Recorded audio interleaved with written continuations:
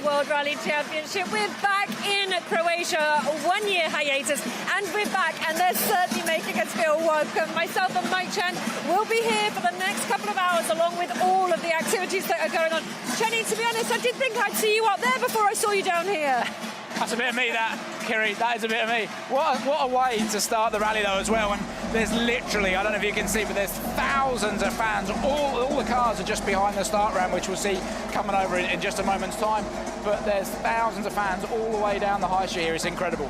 Just to give you an idea of what's happening, this is the start of Rally Croatia. We've had shakedown. We'll talk about all the details in a bit. But what's going on? We've got folk songs, folk dancing. There's going to be a flyover from the Croatian Air Force as well. There's plenty of activities to signify the fact that we are back. And we're back with a bang here in Croatia. A completely different rally. But for the next couple of hours, myself, Chenny, and the commentator will be taking you through sort of all the activities here. So as we said, we've had a 1 year hiatus. We're back, but this is a completely new town. Well, we stopped in this town a couple of years ago, but Rijeka is now sort of the start of the rally.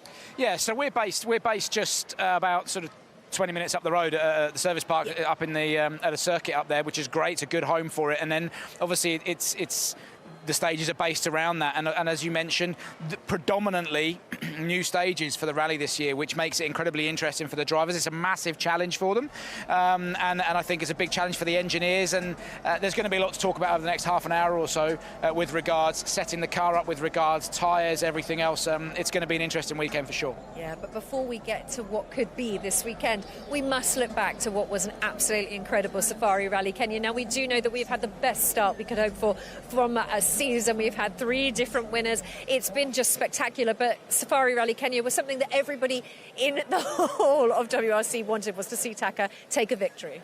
Yeah, I mean, look, going to Safari Rally Kenya is important for the championship, I think, as well, because, you know, it really tests the drivers, and the cars to the absolute maximum. If there's a weakness in a car or driver, that place will find it.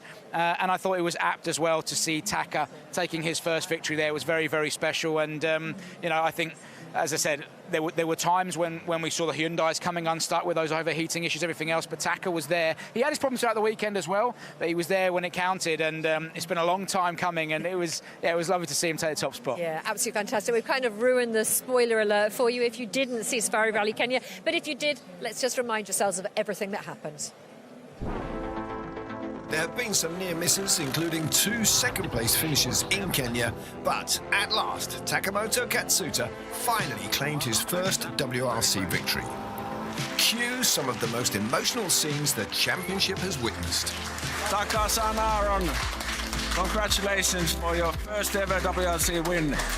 Well done, guys. We are proud of you. Well done.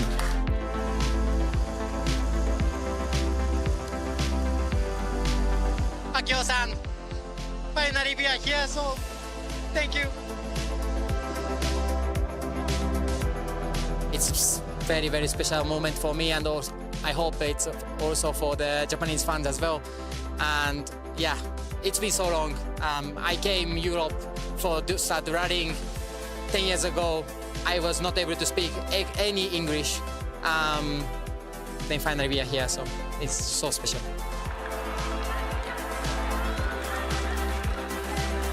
This was the kind of dramatic win only the Safari can provide.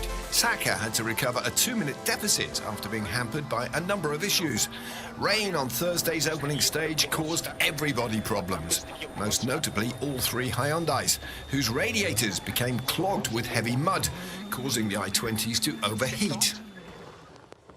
We needed a boat in there, or a tango, I don't know what, but something else than a rally car. As you can see, it's quite warm in here. The Toyotas were handling the mud okay, but Taka and co-driver Aaron Johnston were having intercom problems. I can't hear you! Stage 1, how we started on that stage without pace start. And one of the most twisty, crazy condition we had, that was something crazy. Me and Aaron tried very hard to driving, pushing on the limit without pace note. Aaron trying to showing me the angle of the corner by fingers, and I am just trying to focus what he's showing me, and I try to using my memory as much as possible.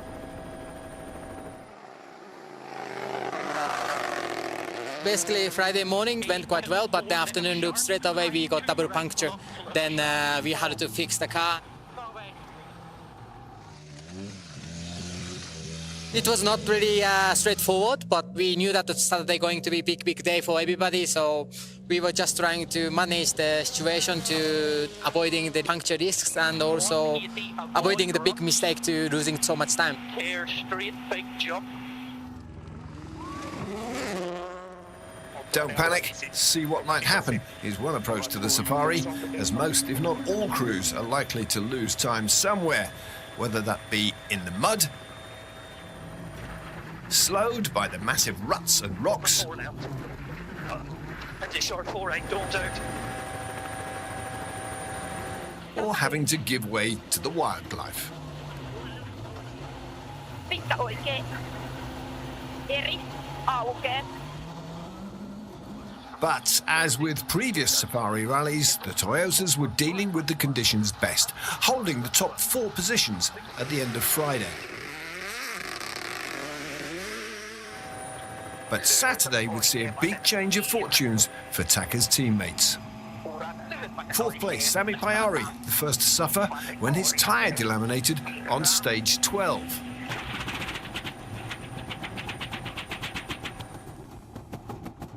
Then, on the following stage and subsequent road section, things would unravel in spectacular fashion, with all of the top 3 retiring. Yeah, something's breaking in the back, I think like a shaft off. All right. Evan Evans was first to go with broken suspension.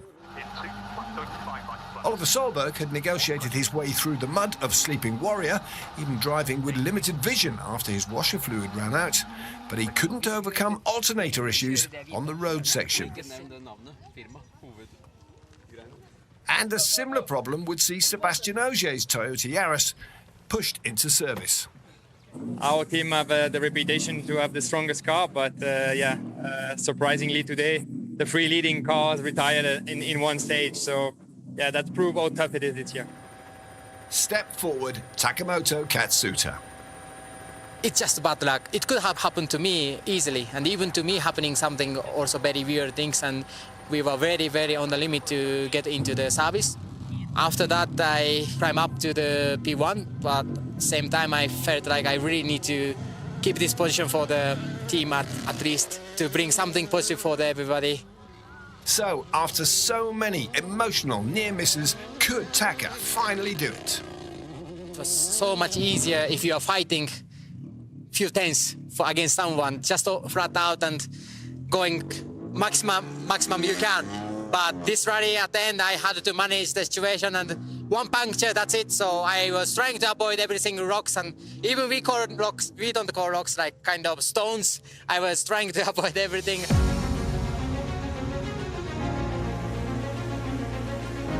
120. Just got flat 6 left, sharp lead 13 dip. After 93, WRC starts on his 94th in just a few hundred meters. This is going to be job done for Taka Katsuta and Aaron Johnson. Just that final right-hander to go, and now pin the throttle and enjoy every single second of it. Congratulations, Taka Katsuta and Aaron Johnson. It is their first victory. The first Japanese winner since Kenjiro Shinjuka, also in Africa, in the Ivory Coast, back in '92. Team was always very with me, even I'm failing all the time. So, yeah, thanks to the whole team. Behind Taka, there were more comebacks. Adrian Formeau battling back to take 2nd place. Sami Pajari adding to his podium collection in 3rd. That win puts Takamoto Katsuta 11 points behind Toyota teammate Elvin Evans, who still tops the Drivers' Championship. Oliver Solberg separates them in 2nd, so it's still a Toyota top 3. They're also in the lead of the Manufacturer Championship, but Hyundai have reduced that lead to 43 points. Katsuta's teammates and rivals were quick to congratulate him on his victory, a reflection of just how popular the Japanese driver is. And as Taka revealed at the end of the rally, a former world champion was also rooting for him.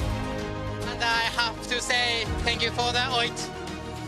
He has been absolutely every single moment contacting me and sending me message, and he was even waking up earlier than me every morning. Yes, Oit, I did it. Thank you for you. Thanks to you. And Oit was quick to join in the celebrations on social media. "I am really proud of you, my friend," was his message. While another champion, Kalle Rovanperä, was also quick to congratulate his friend and former teammate on a hugely popular victory. Just absolutely incredible. The whole week in Kenya is just mind-blowing. But for Taka to finish out on top is just, I think, what everybody needed.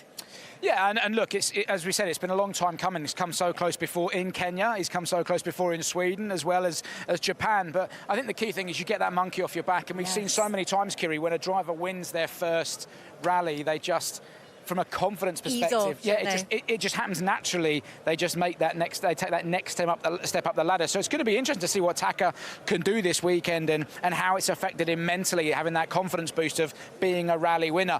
So yeah, let's see what he can do. For me, these roads here, there's no reason why Taka can't go well. It comes from a circuit racing background. He's always been quick on the sealed stuff. So yeah, let's see what he can do. But as you say, great to see him take a win. Yeah, and an exciting weekend in prospect. All right, well, a man that's won here several times, Sebastian Ogier, not here this weekend. That gives Elfyn Evans another chance to sort of pull away in this championship title fight. He is leading our championship standings at the moment, all importantly. It is close now. It's close with Taka as well. He's pulled in, and that's the first time I think we've really seen Taka into the mix. And of course, Oliver Solberg breaking that party up. But this weekend, in terms of the status, well, they're new apart from 3. So what can we expect? I mean, I think certainly from what we've seen in the past here in Croatia, the key thing is, you get lots of different surface changes. It's not just, you don't come to a sealed surface event and go, oh, it's just tarmac or it's just asphalt. It's not. You're always getting this change of surface. So the drivers have to write that into the notes and expect lots of grip changes throughout the weekend and throughout a single stage, in fact. And of course, the engineers are then looking at that as well and going, how can we best dial the car in so that it's forgiving on all of the surfaces, not just quick on one and then all over the place on the next. So I think that's going to be interesting to see who can get the car working the best. And of course, the tyre as well. And that is going to be a big subject of discussion throughout the weekend. Okay, well, you were talking to me about shakedown, those tyres coming back. Importantly, you wanted to see how they were looking on the M Sport guys. So tell me what you discovered after shakedown. Shakedown ran this morning first thing. Oliver Solberg was quickest through, but what were the tyres like? I mean, I went and had a good look at the tyres at all the teams, and I think it's difficult to say because shakedown was predominantly downhill, so you're really loading up the front tyres. You've got all that weight, and when you're running a bit of rake as well, it's really loading up the front axle. So a lot of the rally is climbing or it's flat, but there are places where you are heading downhill, and the fronts were taking a bit of a battering, and also the outside shoulder as well of the tyre was really starting to wear and blister. Now, what I don't know is what pressures they were running and whether they were beyond where they wanted to be at a hot pressure at the end of the stage. That's what shakedown's about, the opportunity to learn. But for sure, the engineers and the drivers are going to have to manage the soft compound tyre, which will be the predominant tyre which will be used throughout the weekend. Tyre management is 100% going to be critical here in Croatia. So there's lots of conversations about cutting as well. We spoke to the drivers earlier today. You'll see some of those interviews throughout the weekend. But there is a lot of conversation about second pass and cutting. And also, the Toyota guys were talking about second pass because obviously Elfyn and Oliver, they get to go out in front. But for the Hyundai guys, there's going to be a big question of cutting and how much it affects their stages. Yeah, it's a great point. I think, Thierry Neuville said earlier on, stages 2 and 3 tomorrow, there's lots of cutting. If you're running further back, you're punished by that. There are also a lot of stages where there's not a lot of cutting throughout the weekend, and that's where those drivers that are running further down the field have got to pull the trigger and go hard and respond to those drivers who are running at the front. Elfyn Evans, for sure, for me, has the best road position, as does Oliver, and they've got to execute on that and take full advantage of it. And Elvin's come so, obviously he's won it here before, should have won it twice, in my opinion. Lost to Sebastian Ogier in 21, I think it was, by just 0.6 of a second. So yeah, I think Elvin's got the experience and the know-it-all what to make it count. Well, the power stage in Croatia, we've only been back here for the past 4 years, obviously with that hiatus, past 4 years, is that, with the hiatus anyway. And the power stage has provided us with some of the most exciting finishes that we've seen in a long time, with Kalle on the pair as well. You mentioned Elvin. It really is going to be a dramatic weekend. So we're looking for the changes in surfaces. We're looking for cutting, tyre wear. We were considering weather as something that was going to throw up, but actually it looks like the one thing that's stabilised this weekend is the weather for now anyway. Yeah, I mean, we've been, basically, I think in the morning it's going to be warm and then it's going to stabilise. It's going to cloud over like we've seen today. There is a very slim chance we might get a bit of dampness lying around, but on the whole, I think you're right. It's going to be reasonably consistent throughout the weekend, which is great. And it's one of those rallies, whether in Rally 1 or WRC 2, you've just got to go at it from the start, because if you get left behind, it's a hell of an uphill climb to try and get yourself back into contention. The roads here are spectacular, and when it's dry and you're prepared to take risks, it's a hell of a ride. And listen, not that the drivers will be getting an opportunity to look at it, but the views are spectacular as well. This is another incredible rally. Well, welcome along to Croatia. The start ramp is getting up and ready in full force. There'll be games with the drivers in a bit.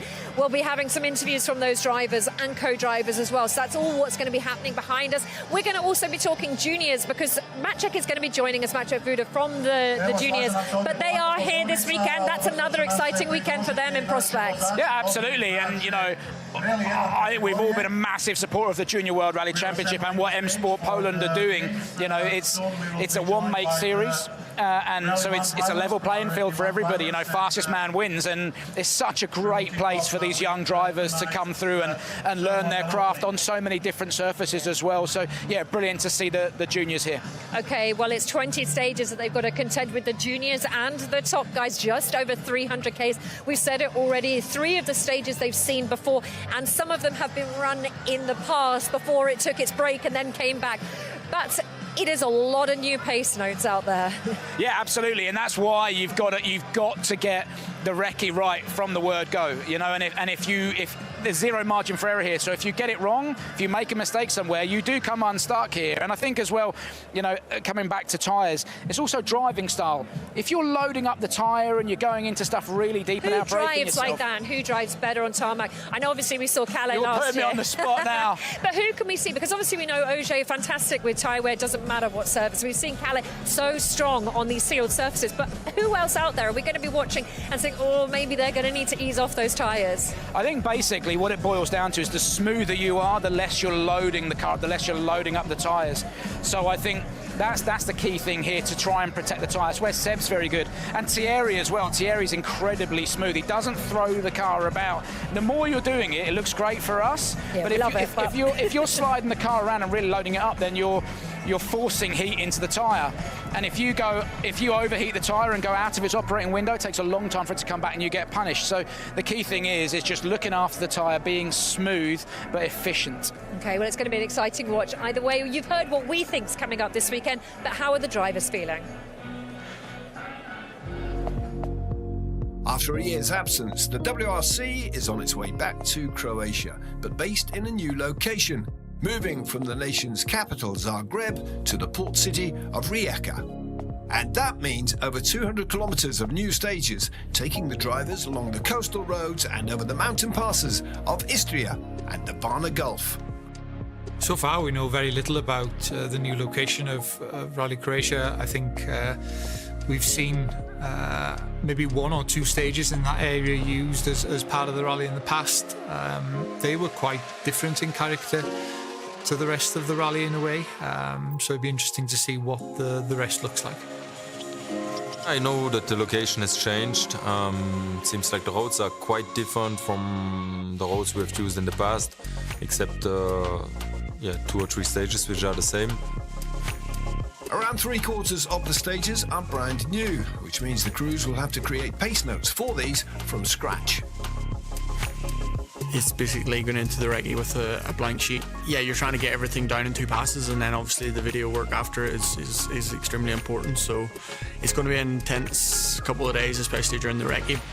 Personally, I always prefer when we have new stages on the rally, because that's what is the beginning, I would say, of rallying. It's always discovering new stages, new corners, and it's adding another challenge, which for me is having a good pace note for the stage, so at least you can trust and push on it.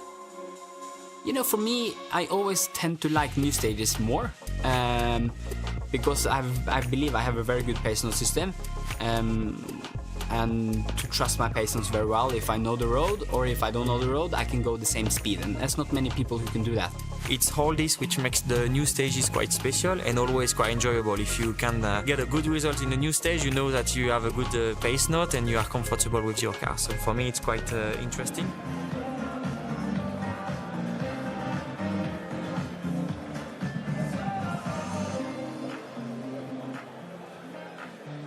There we go there. Sorry, we are on a little bit of delay, and that is understandable. You know what it's like when you're at a festival or something like that and everyone just suddenly storms the area. That's what's happened, because we are going to be seeing the drivers soon. So we are expecting them. They're going to be playing a game. It's a bit like what happened in Sweden. Did you enjoy the game in Sweden, Chenny? I have no idea what you're talking about, but I loved it. It was great. It was great. Oh, no, yes, I do. Sorry, they were on this. That was such a boy about things. Bex was asking the questions. I do. No, Molly was, but let's Molly leave was that. asking. I nearly pulled it off, didn't I? I was so close. Let's move on. All right, well, we just finished up talking about the juniors. That was what the drivers were expecting from this weekend. All of us quite excited to be here. All of us excited by the fact that there's new pace notes. He's feeling comfortable in the car. Taka said he was feeling comfortable in the car as well.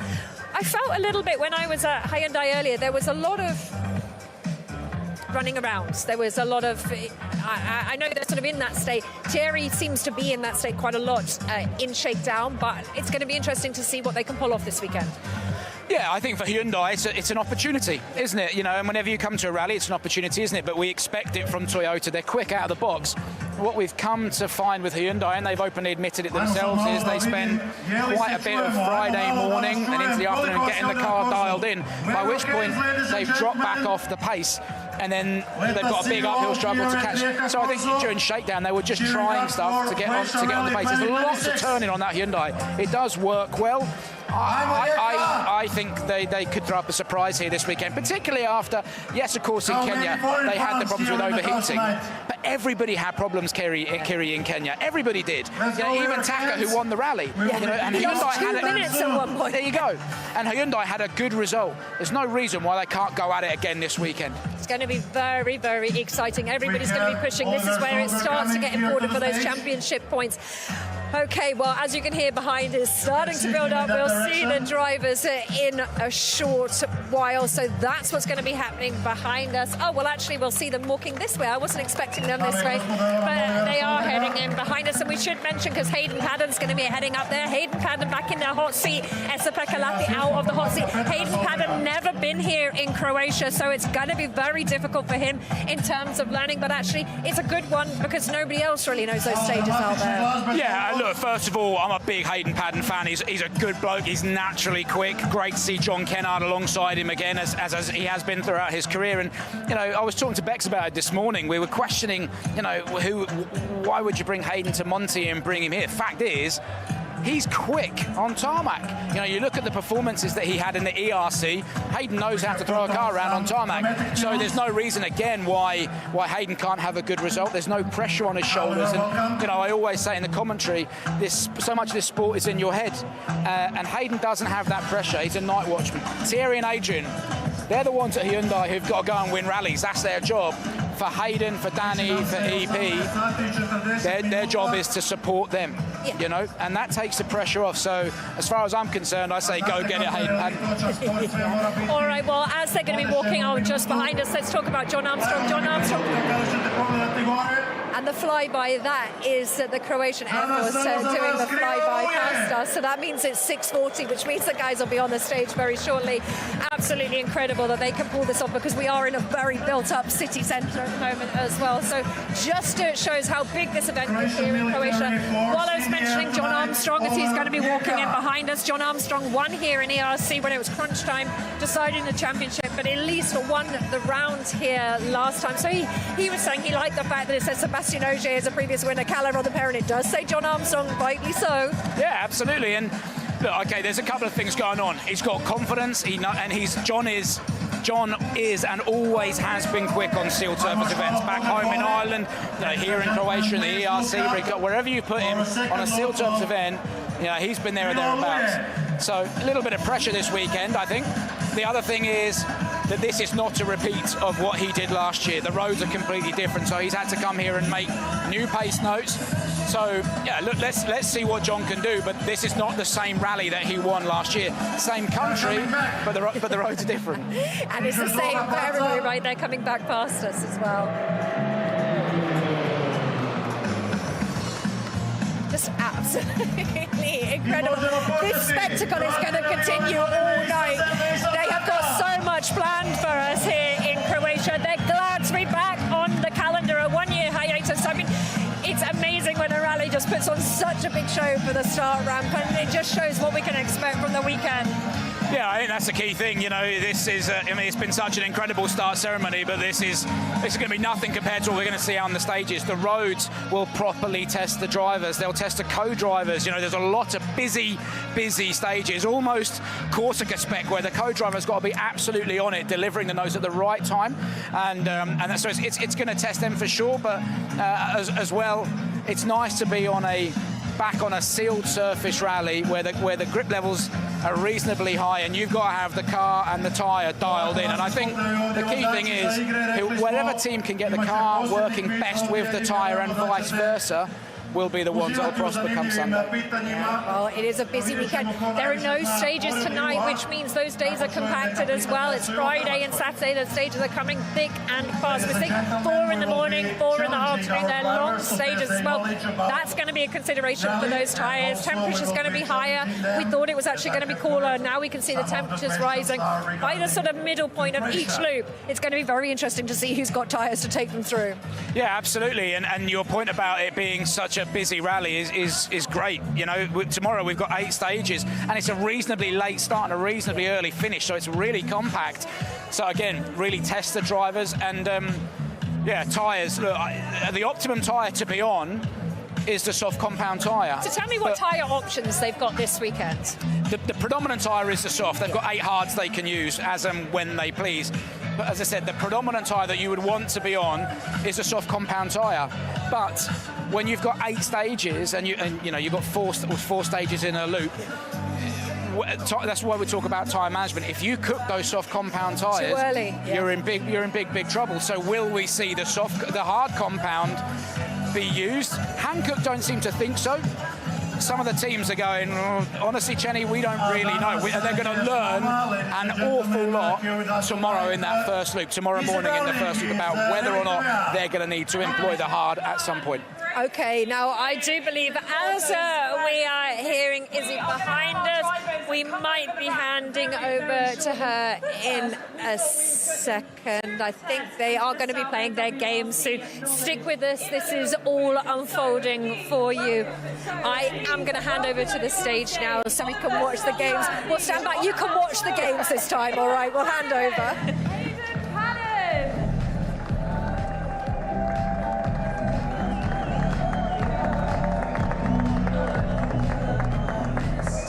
WRC 2, Nikolai Gryzin, and from Junior WRC, Kerem Kazan.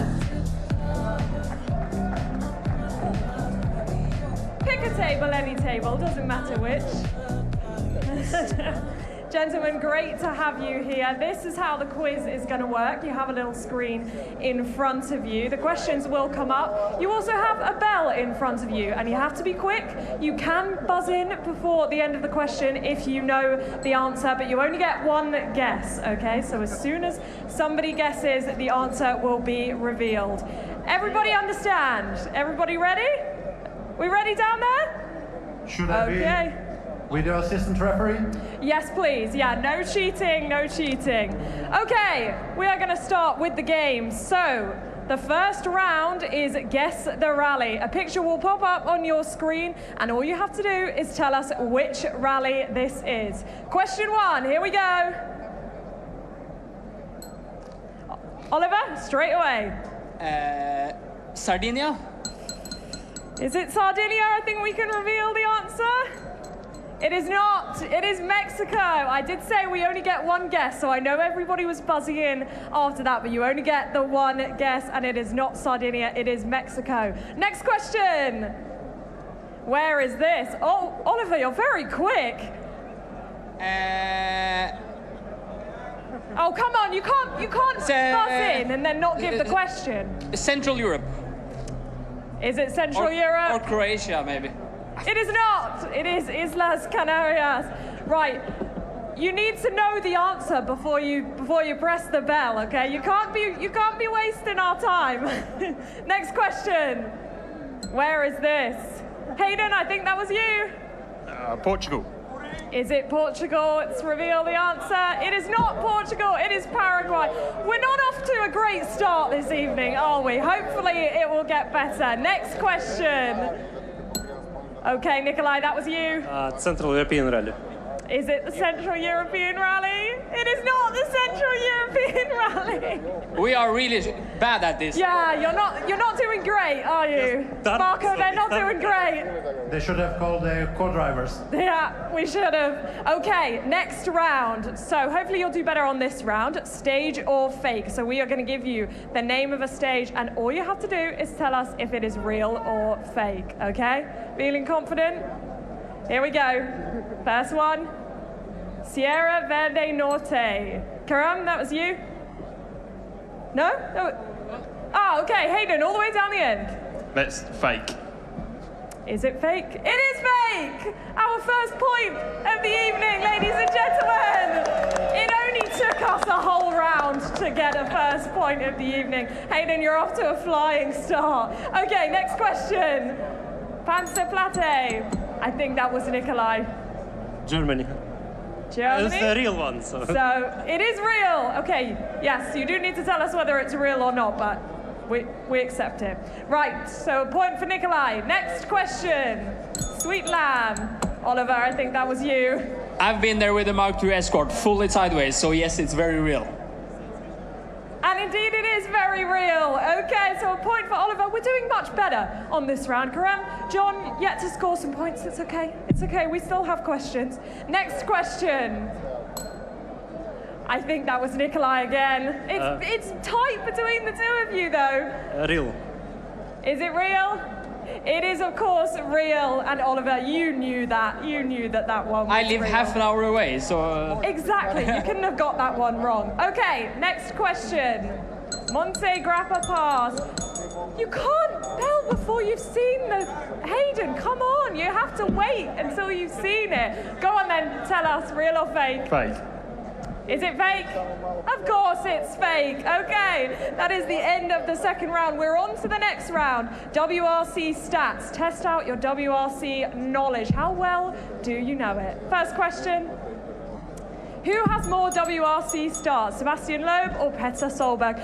Marco, I didn't see who was quickest there. Did you see? No, I only hear the bell ring from that way. Okay, Karim. Loeb. And is the answer Sebastian Loeb? It is not. The answer is Petter Solberg, and Oliver knew that one as well. Okay, next question. Who has more WRC podiums? You guys are quick. I think it was Oliver. I would love to say Grönholm, but I guess Neville. And the answer is? Correct. So another point for Oliver. And next question. What is the smallest winning margin in WRC Croatia rally history? I think it was John first. John? 0.6 was Evans and Ogier in 21. Shall we find out the answer? You even had the year. I feel like, are we allowed to give out extra points? I feel like for the year, he deserves an extra point for that. Okay, and our final round we are on to, of course, as we are in this wonderful country, we have to have some knowledge about Croatia with some true or false. First question. The Croatian flag has 4 colors, true or false? Nikolai, you were straight in there. Yes, I remember it's 3, so it's false. Is that the correct answer? That is the correct answer. Another point for Nikolai. Next question. The necktie is said to have its origins in Croatia. John, you straight in. I think I've seen this on social media. It's true. Is it true? Yeah! It certainly is, and the crowd agree as well. Marco, the origins of the necktie in Croatia, that's quite a cool fact. Yeah, the Croatian military used to use it during their ceremonies. Next question. Dubrovnik is famous for its city walls, true or false? Oh, no one wants to answer this one. Go on then, Hayden. It's embarrassing if you get it wrong. Yeah. There's a 50-50 chance. So I'm going to go true. Is it true? He got it right. A point for Hayden. And our final question in the quiz tonight. Croatia has more than 1,000 islands. Is that true or false, Nikolai? I think true. He thinks it's true. Ladies and gentlemen, what do we think? Is it true? It is true. All right, that brings us to the end of our quiz. Shall we see who has won? Well, I mean, it's close. It is close. But Nikolai, you were the winner on 4 points. I mean, how good does that feel? You've started the weekend with a win, Nikolai. Oh, he's too busy having a chat. Nikolai? You started the weekend with a win. You've won the quiz. So it's a good sign. I hope I continue like this. Yeah, it might be some good luck. And thank you guys so much for your time. We will see you coming over the start ramp very shortly. But guys, give it up for our drivers. Voila.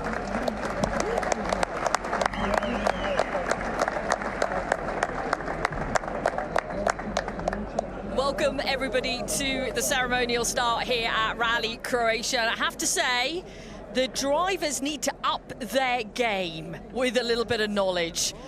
Myself, Bex Williams, PK here watching on. PK, how many did you get right on that game? Oh, it's 100%, Bex. 100% strike I missed rate. the first round, but I would have been 100%. Yeah, absolutely. I think everybody needs to improve their knowledge ahead of the next round that we go to. Well, welcome everyone. We have a really great ceremonial start coming up for you. As you can see, all the cars are lined up in Rijeka, ready to head over the ramp and get this rally started. No competitive action today, of course. That all begins tomorrow. So all the drivers, all the crews can really now enjoy the atmosphere. As you can see, the streets are lined with fans. It's going to be a great evening, and we're here to chat you through what we see out there. How much are you looking forward to this one? It's good to be back in Croatia with WRC, PK, because we both worked on the European Championship event, obviously in Croatia last year. Yeah, it's fun. It's always fun, isn't it? You're returning to what is effectively, you know, we've been here before, but I mean, it is effectively a new rally, a new location, a new base, as you say, Rijeka. I remember coming down when we started to head west, the most west we got to on the stages on Friday last year, and I could see the ocean in the distance. I hadn't realised that, yeah, we were actually that close. So they're just those 3 stages on Saturday. That's the repeats from last year. But other than that, it's a clean sheet of paper, which always makes things very, very interesting, doesn't it? And there's so many talking points throughout the categories over the next few days. Yes, so looking forward to this one, very much so. Yeah, absolutely, we all are. We'd love to hear from you guys out there as well, wherever you may be watching around the world right now. What's your prediction for the result? We've had, of course, 3 different winners to kickstart the season. Who is going to take win number 4 here in Croatia? Predicting a top 3 is by no means easy. As we all know, we've been trying to do it correctly for years. Some of us successfully, some of us unsuccessfully. So use the hashtag WRC Live across social. drop us a message on whatever platform you see fit, and we'll have a look at all that as we head across the ceremonial start here in Croatia. It is going to be a really fascinating rally. Weather-wise, though, I have to say, the build-up to the event, I'm sure many of you have been following all the chat on social in the past couple of weeks and will have seen the news that we do actually have some snow tyres available to the drivers this weekend. That is because the weather was very inclement. Just 2 weeks ago, there was snow on the highest elevation stages here. And Hankook, you know, the decision was made between all the parties involved that there would be a snow tyre allocated, and that was a big decision to make. Doesn't look like we're going to be using it though, because the weather has warmed up, spring has sprung in Croatia, and there is some snow still at the side of the roads on some of the high elevation stages, but nothing on the stages themselves, and we should see pretty stable conditions. Not a drop of rain is forecast during the weekend, which is unusual for this rally. Yeah, but we do often see a lot of tough conditions, as this is, I think, going to be setting up for the national anthem here shortly, and it's just the gravelly sections in the afternoon then to be the big talking point, and tyre wear, I think, as Cheney mentioned a little bit earlier on, going to be the big challenges for the weekend ahead. Yeah, absolutely. So we are just moments away from hearing the national anthem, and then we will see some dancing, and then we will have some speeches before we get underway with the cars moving across the ramp. It is good to see so many people out. I met some fans in the service park today, some who are local here, but plenty who have travelled internationally to be here this weekend. Yeah. Making a good few weeks of it, having a bit of a holiday as well. That's the thing to do. I think here we're based in the Grobnik, some motor bike racing circuit, famous for MotoGP Grand Prix in the sort of 70s and 80s. But yeah, if anything's to go by from the amount of fans we had in today, just on Shakedown, Bex, it could be a really, really fun, busy weekend in terms of the fans stage side. There certainly were a lot of people out during Shakedown this morning. Have we got Kiri and Cheney dressed up to join in this little dance? I'm hoping we're going to see them join in. Well, first up, before we get any dancing, it is going to be the national anthem, which is going to be performed by the Lado National Folk Ensemble, who are on stage right now. Tako je, ispred vas je nacionalni ansambl, jedini profesionalni ansambl u Republici Hrvatskoj Lado, to je ansambl hrvatskih narodnih plesova i pjesama. Naše sjedište je u gradu Zagrebu, a prikazujemo plesove i pjesme cijele Hrvatske. Večeras ćemo za ovaj iznimni događaj otvoriti hrvatskom himnom, a nakon toga slijedi fragmenti plesne točke otoka Cresa, točnije Orleca, koji pripada vašoj županiji. Tako da evo, vjerujemo da će se publici svidjeti naš kratki program. Morali smo malo skratiti ples koji traje inače malo dulje.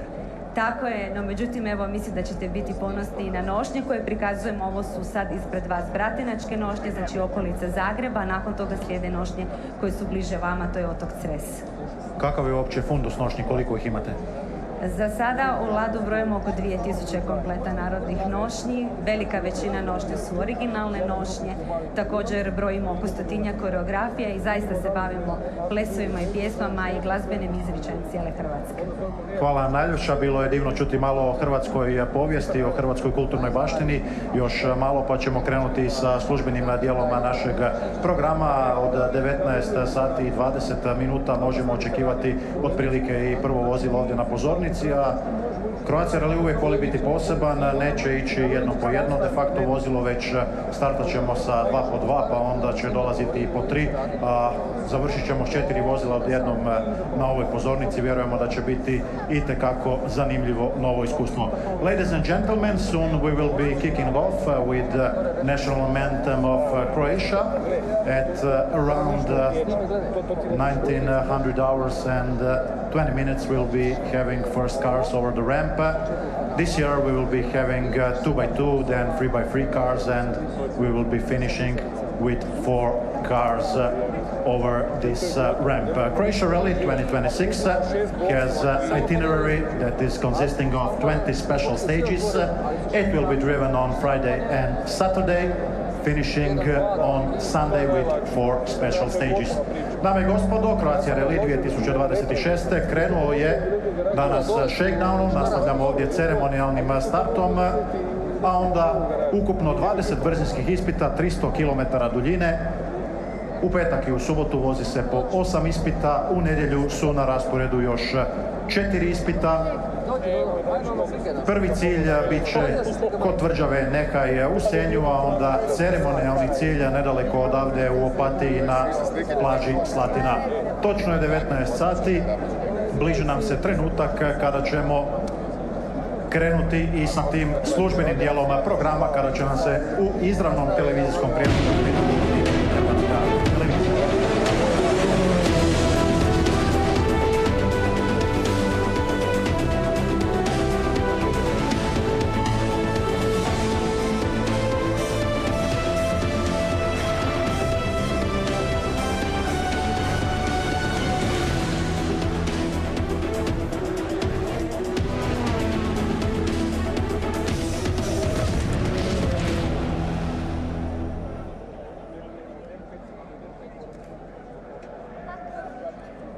Dobro večer, dame i gospodo, dobrodošli na Korzo. Počinje ceremonijalni start Croatia Rallya 2026. Good evening, ladies and gentlemen. We are starting with ceremonial opening of Croatia Rally 2026, National Anthem of Croatia, himna Republike Hrvatske.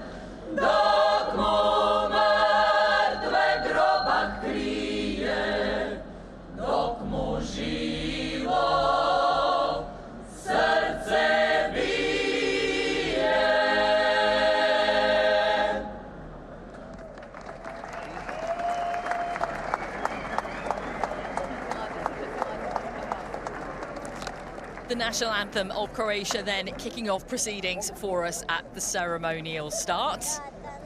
But there's more to come before, of course, we get to the cars and the crews who are going to be competing in this year's Rally Croatia.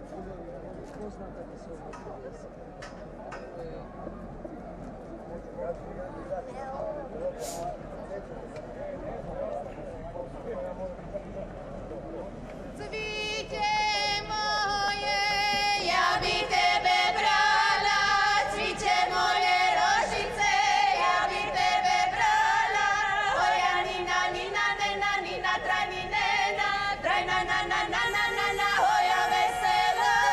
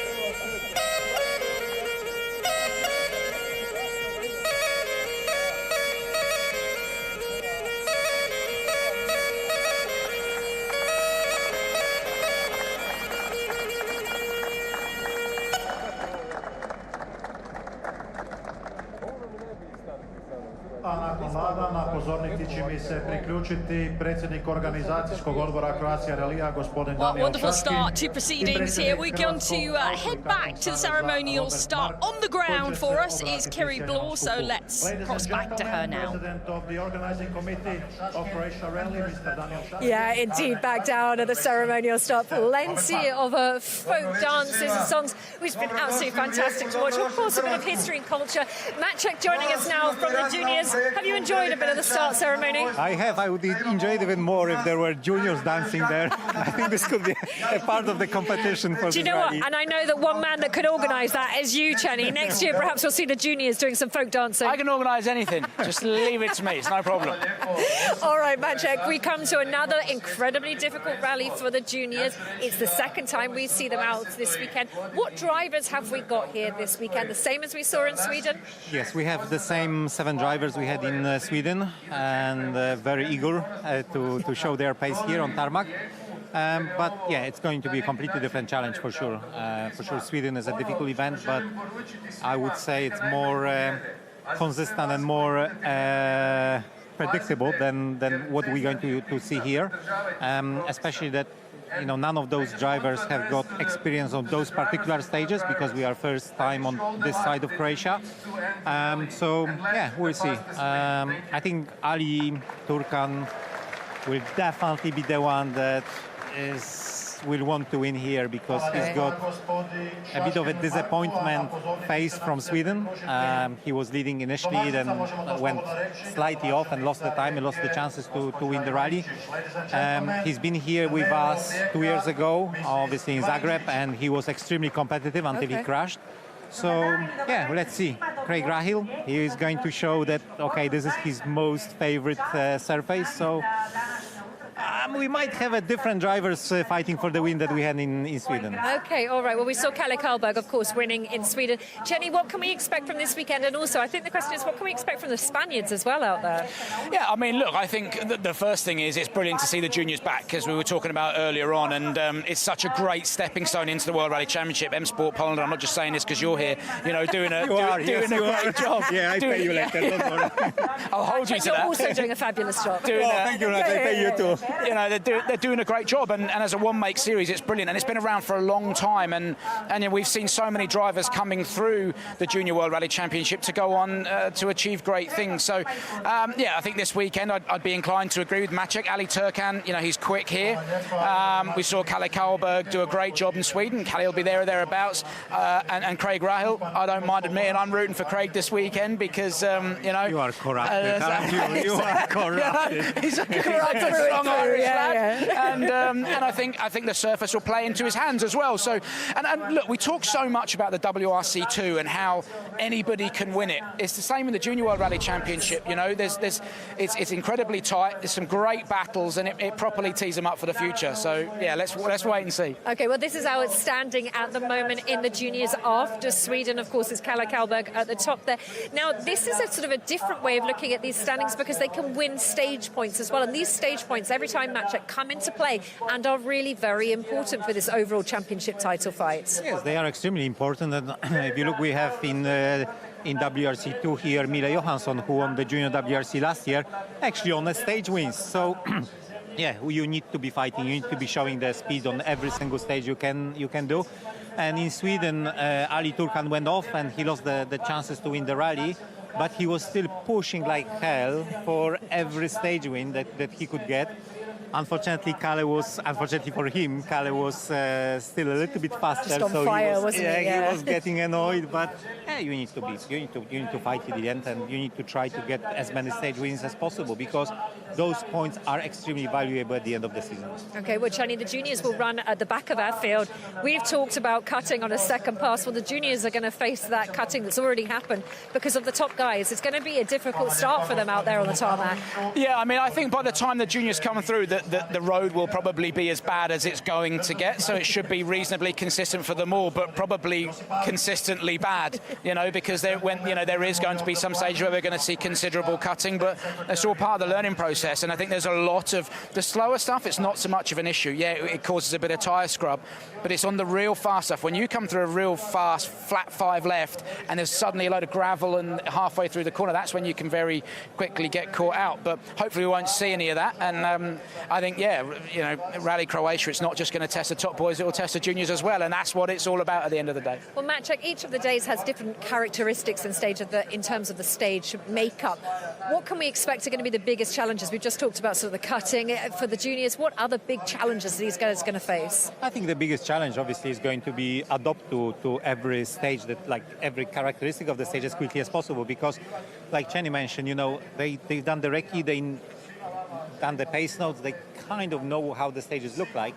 But by the time they arrive, and they're going to arrive very quickly, this can look completely different. And it's this like fraction of a second decision where you put your wheels, how much you're cutting, and whether you're risking that you will get the puncture or not, or you're going to go off the road. So for sure it's not just about the pace notes that you have at this moment, but also about having your eyes open and trying to position the car on the road where you think is safe and fast. So yeah, for sure the biggest challenge for them is going to be to adapt to the stages and to adapt to the conditions they're going to find. Okay, who's got the steepest learning curve this weekend? Is it Hernandez?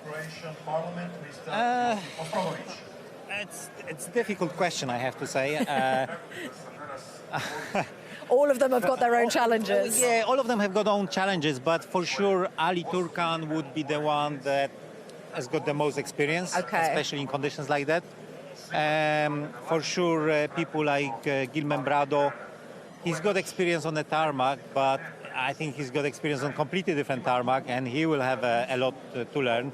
But yeah, I would say except Ali Turkan, they all have to learn a lot on this rally. Okay, it's going to be exciting to watch the juniors out there, and of course they are battling it out for points out there, and at the end of the day they'll be fighting for the Craig Breen Memorial Trophy, which is all important this weekend, as we lost Craig, and it is that memorial on Monday as well, the marking of that moment. So it's a tender moment for us all here in Croatia, Jenny. Yeah, I mean, it's mad to think that on Monday it'll have been 3 years since we lost Craig on a test here in Croatia, and you know, for the first time last year, the Craig Breen Memorial Award was given to the winner of the Junior World Rally Championship, and that was nice. And Craig obviously came through what was back then the WRC Academy, and again won it on points at the final rally in GB. He had a great fight with Egon Cower, you remember? Yes, it was amazing. Hell of a drive between them. And halfway through the season, it was looking like he's got absolutely no chances to win the championship, because he had the really bad Portugal, then after that he had the bad Sardinia where he damaged his engine, after that Finland that didn't go his way, and 2 weeks after Finland he completely switched and went to Germany really strong, and bang started to win the stages. And like you said, the last stage of Waste Rally GB, everybody was actually watching Academy at that time and like cheering up who's going to win. So, and Craig was phenomenal. He went to GB basically had to win every stage, and he started out well. And then he had a couple of problems with the fog. You remember the very first stage, he was caught out in the fog and he had to go at it and got away with it, won the stage. So it was a great weekend, and as I said, so many great drivers, Craig included, have come through the Junior World Rally Championship, and it's very apt that this weekend the juniors are here, and on Monday it'll be Craig's anniversary. It'll be 3 years since we lost him, so at the end of the year there's a very, very special award that's going to go to the Junior World Rally Champion in the Craig Breen Memorial Award. Yeah, indeed, while we're talking about it, Hyundai will run their memory on the cars, so you'll see that on the cars. And of course what I love is that while talking about Craig, your face lights up, he just absolutely loved rallying, and it's just so important for us to keep his legacy on. Yeah, I think it's important that we keep Craig alive and keep his memory alive, because he was a massive part of this sport. You know, you worked with him, I was good friends with him, and he was good friends with everybody. He was just a good bloke. He wasn't just the big fan of the sport, but he was also a big fan of the juniors, because he always had time, he always found time to come to the juniors, to say hello, to ask how things are going. And yeah, he was always a big supporter of the series. And I think as well, to add to that point, you know, the Craig Breen Foundation is all about supporting young drivers back in Ireland. The J1000 Championship, that's what it's been set up for. That's what he wanted to do. So, you know, Maciek's absolutely right. Craig was a big supporter of junior drivers, supporting junior rallying, not just in Ireland but across the board, and he recognised the importance of the Junior World Rally Championship. Okay, well, thank you so much for sharing your memories and also all the insights into the juniors. With what's going on the stage, the cars are appearing, so it's time for us to hand over to the commentators. Thank you very much, Kiri. Yes, we are welcoming our first cars onto the stage now here at Rally Croatia, the Croatia Rally 2026. Catherine Radulescu and Victor Mechel should be the first crews that we see.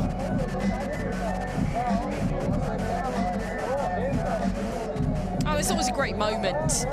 PK, you know, you're starting the rally, everything's fresh at the moment. You know, you've got 300 competitive kilometers ahead of you, but right now you can kind of just breathe, take it all in before the madness ensues out on the stages tomorrow. Yeah, very much the calm before the storm is. It's a wonderfully bumper entry. What do we have? 51 cars in total this weekend. That includes, as we just mentioned, those 7 juniors. I think there's 20 WRC 2 contenders, which we'll get to shortly. That's going to be a really fascinating watch, and a handful of WRC 3 crews as well. So yeah, it really is going to be a fascinating watch over the next 3 days. And look at the scenes here. I'm just loving how many people have turned out for it this evening. It's been a beautiful day today. Nice temperatures, perfect conditions to go and stand and watch all these cars heading over the ramp this evening. Yeah, it's great to see. Obviously, we've been based in the capital city, Zagreb, but I mean, maybe out here a little bit easier to get around the service park, as mentioned, on the Drobnik race circuit. Just off the motorway here, and yeah, they're going to be flooding the stage, as you can bet, and beautiful part of the world on the Adriatic coast as well, isn't it? Yeah, certainly is. So we're welcoming then 2 Rally 4 category cars onto the ramp right now. You can see a few local contenders. I think we're going to get a few words here, PK. Ovdje na svjetskom prvenstvu, doduše u Zagrebu preko startne rampe, išao si prvi, sada je tu ipak malo više kilometara, malo više iskustva. Pa da, ipak smo odvozili, Marko, ti i ja, dosta toga. Eto, drago mi je da sam ponovo na WRC-u, nova lokacija, prekrasni brzinci, zahtjevni, brzi, spori. Vidjet ćemo, čeka nas 3 dana, super za animacije i super vožnje. Novi automobil? Da, Clio Rele 4, prava zvijer, jedina mana je što je samo prednji pogon, pa će nas ovi malo veći dečki stvoriti nam probleme, ali tu smo, kako nama, tako i svim kolegama u našoj klasi. Novi suvozač? Da, novi suvozač, budući da ti, Marko, imaš obaveze, ali evo, Tomislav je dosta dobro preuzeo tvoju ulogu i idemo dalje. Vjerujem da ćete imati svojih navijača, dame i gospodo, Igor Tomljanović i Tomislav Skrbin. A evo nam i jednoga, pa možda već i rekordera po broju startova na Kroaciji, što za prvenstvo Hrvatske, prvenstvo Europe, europski rally trofej, a sada ponovo za svjetsko prvenstvo s novim automobilom. Da, ovo je novi automobil, ajmo reći. Vozili smo zadnji put s njim, pokušavamo izvući nešto više ovaj put. Težak je, rally stvarno je težak, ja sam lokalac, mogu reći da je stvarno teško, daćemo sve od sebe, dobro smo se pripremili i ništa, full gas, dobar ritam i idemo do cilja u Opatiji. Kako je prošao shakedown? Dobro, samo ću to reći, veliki dečki su rashaklali jako stazu, mi smo se malo borili, ali sve u svemu dobar setup i idemo dalje. Sutra Istra, onda slijedi Primorsko-goranska županija, Karlovačka, Ličko-senjska, bit će svega. Biće svega, posebno izdvajam 2 brzinca koja su po mom čefu, to je Generalski Stolz Dihovo i Cerovlje Beram. Znači, strašno tehnički, dugi brzinci, jako se veselim jer izvlače sve izvozača. Hvala lijepa Igoru Mandiću. A ove dvije posade, startni broj 61, startat će Lana Supović, startni broj 62, Ana Sekula, kolegice iz organizacijskog odbora Croatia Rallija. Clio on the left and a Fiesta on the right. Yeah, we'll have a couple more Rally 4 cars heading on to the ceremonial start very shortly. Some more Croatian drivers. Got a Peugeot 208, another Ford Fiesta heading up. And we'll also be representing Rally 3 as well with a Clio, which will be heading across very shortly. Well, like you mentioned, each sport category here, each category is so well attended, well supported. I think, you know, the strongest to look at certainly is WRC2, with the amount of drivers that can potentially get onto the top step of the podium. It is full of talent. A little while till we get to the WRC2 drivers yet, though. So let's welcome some more Croatian hopefuls onto the stage. Competing at your home event, always a very special prospect. Yeah, a little bit of local knowledge, very, very helpful as well in what is very, very difficult stages out here, as mentioned. Completely different routes to the one run in the ERC last year. The season finale wasn't it? Won by John Armstrong, of course, famously. A great drive by John Armstrong. Yeah, he did absolutely everything he could. What's been interesting talking to the drivers today about the stages here, over now to down to the southwest of Zagreb, on the coast. Let's listen into Marco, who's interviewing here. Da, evo, vratili smo se na staro. Ove godine smo odlučili voziti Rally 4, malo odmoriti od Fabije, dosta nam se namučalo prošle godine. Mislim da ćemo u ovom autu uživati i evo, baš se veselimo. Svjetska konkurencija, imate se prigode okušati u njoj? Pa naravno, konkurencija je strašna. Evo, mi imamo jedan četvoroboj hrvatski. Mislim da će biti jako zanimljivo i jako počno. Evo, ko će biti sretniji i bolji, spretniji, taj će pobijediti. Hvala lijepa, sretno, želimo vam mirnu cestu. Pomorcima obično želimo mirno more, a ako neko dobro pozna ove ceste u ovome kraju, to je Tomas Hrvatin, za kojeg smo čuli da ima dosta svojih navijača. Pozdrav navijačima, naravno. Tomas, kako je bilo na shakedownu? Jednom smo uspjeli proći, bilo ok. Drugi put neki mali problemi s autom riješeni i evo sutra start. Prvo Istra, pa onda tvoj kraj, Primorsko-goranska županija, vraćat ćete se preko Učke. Da, to je, evo, nadam se dobrom rezultatu i dobrom četvoroboju. I naravno, što više gledatelja i što više uživanja.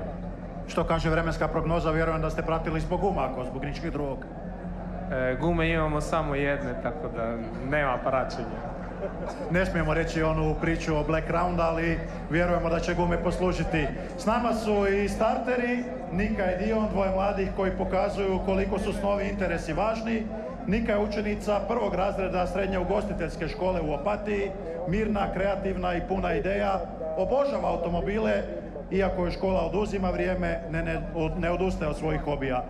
Dion je pak učenik 7. razreda osnovne škole Pećine, strastveni znalac o automobilima, često pokazuje slike i zna govoriti o svim modelima, drag je, razigran i pažljiv prijatelj.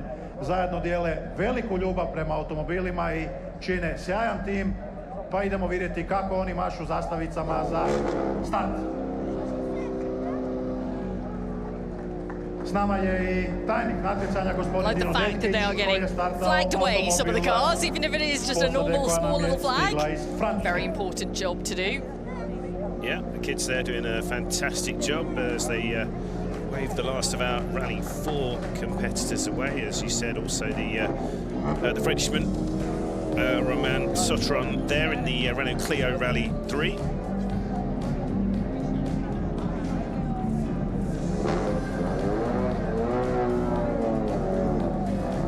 Evo nam iz startnog broja 57 iz susjedne Slovenije, Mitja Klemenčić i Vili Ošlaj.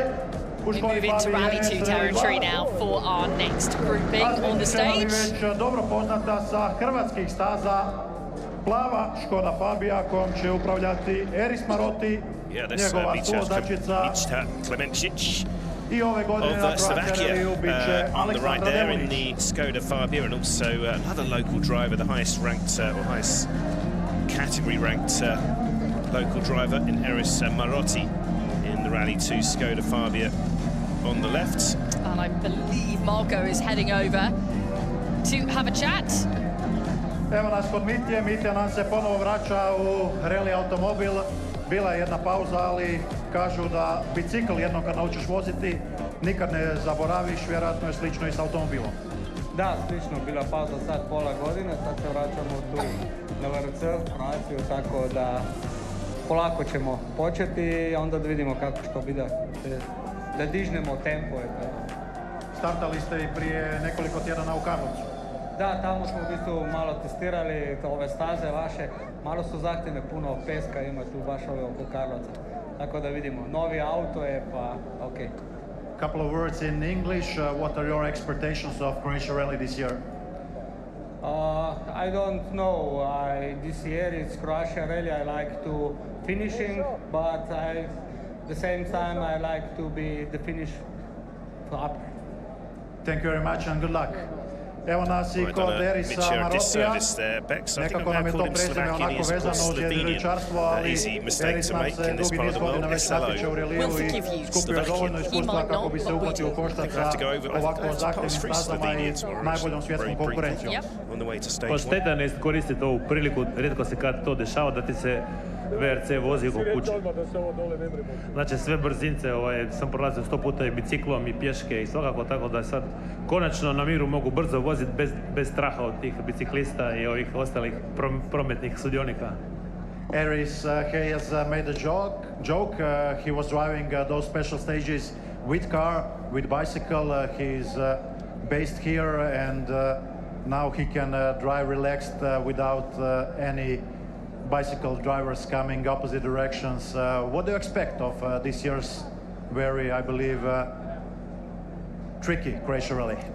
In the first, I expect to finish the rally and be here in the podium after all. You had a couple of accidents on gravel, but now you're okay on tarmac. I have a couple of accidents all the time, so it's normal in this sport. Hvala lijepa Erisu, zaželjet ćemo mu sreću i nadamo se da ćemo se ponovo vidjeti na ciljevima u Senju i Opatiji. Nećemo zaboraviti ni regrupinge koje ćemo imati tijekom idućih dana u Karlovcu, odnosno u Novom Vinodolskom. S nama su na pozornici starteri, predsjednik Hrvatskog auto i karting saveza gospodin Robert Mark. With hundreds of people here. Be a little while till we see our Rally 1 cars heading over the ramp, though we are in full reverse tonight of the field that we will be competing at the Croatia Rally this year. Everyone gets their moment on the stage, though, and that is so important for a lot of drivers who are making sure that their sponsors are happy out there, that have paid for them to be here. Stefan Gerting and Natalie Solbach-Schmidt. A big cheer for our drivers!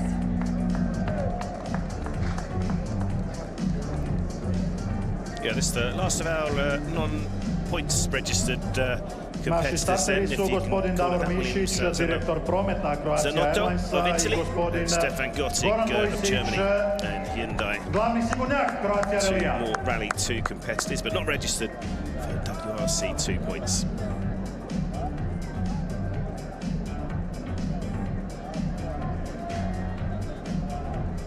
Drivers, if you'd like to pose for a photo with your car. Oh, we've got a selfie already. Always love to see that. Well done. That is Natalie, who's co-driving for Stefan. Taking full advantage there, and why not, when you've got all these people in a great surrounding. Thank you, drivers. Best of luck this weekend.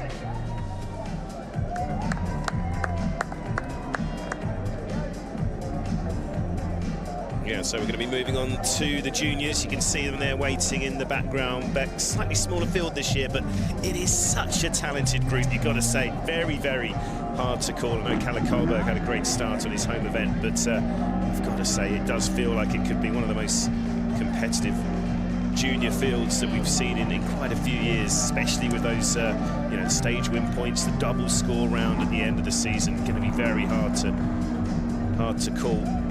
Yeah, I think it is. It always is in the Junior Championship. You know, we heard Maciek Voda, who of course looks after the championship, just chatting earlier on to Kiri and to Chenny. You know, the important thing is obviously the result at the end of the rally, but crucially it's the stage win points as well, which can be racked up. And we are now going to welcome then the first of our junior WRC crews onto the stage. Craig Rahil and Kerem Kazaz. Now, interestingly, Craig has already been competing in Croatia just a couple of weeks ago at the Quattro River Rally in preparation for this one. Yeah, I spoke to Craig a little bit earlier on during shakedown. Very much focused, of course, of a good result after a very disappointing outing in Sweden, only driving up to scoring points, in fact, in round one. So he'll certainly be looking forward to getting back onto the asphalt. You'd imagine as an Irishman, he's got plenty of experience. Yeah, and hopefully that's going to come into play. With two young drivers here, with Craig and with Kerem as well. Interesting to see how they get on out there this weekend. Could it be Craig with the upper advantage with the Irish tarmac experience? Who knows? It's such a lottery and it's really hard to predict. These are junior drivers, you know, they are still finding their feet in certain areas, so it's always a bit of a lottery out there. I thought it was a brilliant opening round. Kalle Karlberg took a stunning win in Sweden for the opening round of the junior category. Meaning he has quite a healthy lead in the championship standings right now. He was on 37 points to second in the championship, which is Levi Lassila on 18. And, you know, that's the rally win, as you say, with these 12 stage wins. So that's the reason there's confirmation there on the left of your screen of that fine start for Karlberg. As you say, hopefully we'll see Craig Rahil get underway with his point scoring here in Croatia. I'm really interested as well to see the pace of the Spanish duo, Bex. Certainly, you'd expect both Raul Hernandez and Gil Membrado should be impressive on sealed surfaces. Ali Turkan and Gil being lined up alongside Ali Turkan. Definitely one of the ones to watch this year. Yeah, he's another driver you spoke to earlier, yeah? Well, I did him in Turkish though, Bex. So, so you can't tell me what he said then, and I did Gil in Spanish, so I can't, unfortunately. Wow. We need to sort out your language skills, I think, PK. Or maybe just throw in a couple of English questions as well, so we know how they're feeling ahead of this one. But Ali Turkan is always confident. Give him any surface, and he is a confident man. He's just got that demeanour about him, which we've seen in the past few years in the junior category. Sometimes to his benefit. That's Daniel Shashkin there, who's the director of the event. President of the event. With President of Croatia Rally Chairman, Mr. Daniel Shashkin, who hopes to see Vito Choza one day over this ramp for WRC round.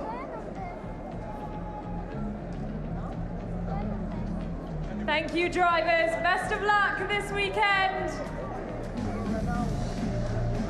So they get into their cars, head off.